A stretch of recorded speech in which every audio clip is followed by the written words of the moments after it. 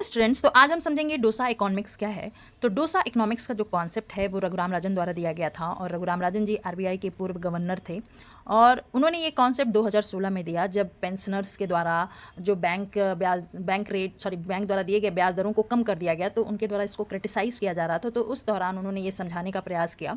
कि जब महंगाई बढ़ती है तो उसका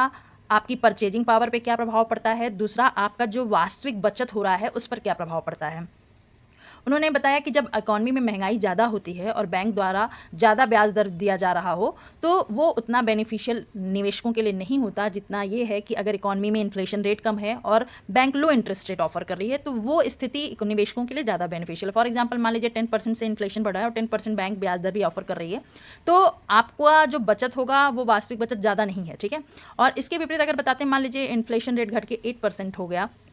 5% हो गया और बैंक ने अपने इंटरेस्ट रेट को घटा के 8% हो गया कर दिया, तो ये स्थिति आपके लिए ज़्यादा बेनिफिशियल है। यहाँ आपका जो बचत हो रहा है, ठीक है। लेकिन जब इकॉनमी में ज़्यादा ब्याज दरें हैं और ज़्यादा मुद्रास्फीति है, तो वो स्थिति निवेशकों के लिए बिल्कुल भी लाभदायक नहीं है। फॉर एग्जाम्पल जैसे उन्होंने बताया कि मान लीजिए आपकी, हम समझ सकते हैं इसे कि हमारी आय 100 रुपये है और एक डोसे का मूल्य जो है वो 50 रुपये, तो मुझे 100 रुपये में कितना मिलेगा, 2 डोसा मिलेगा। और अगर यही मेरी आय बढ़ जाए और 110 रुपये हो जाए और साथ ही में क्या होगा, इन्फ्लेशन भी इकॉनमी में बढ़ जाए, 50 रुपये के बजाय 55 रुपये में मिलने लगे डोसा, तो अभी भी हम क्या कर सकते हैं, आय तो मेरी बढ़ी दिख रही है लेकिन डोसा कितना खरीद सकते हैं, 2। तो इसी के थ्रू उन्होंने ये समझाने का प्रयास किया कि महंगाई अगर बहुत ज़्यादा है तो ऊंची ब्याज दरें होने पर आपको कोई भी आपके बचत करने का फायदा नहीं मिलेगा, लेकिन हाँ अगर महंगाई कम है और भले आपको लो इंटरेस्ट रेट मिल रहा है तो वो आपके लिए ज़्यादा बेनिफिशियल स्थिति है।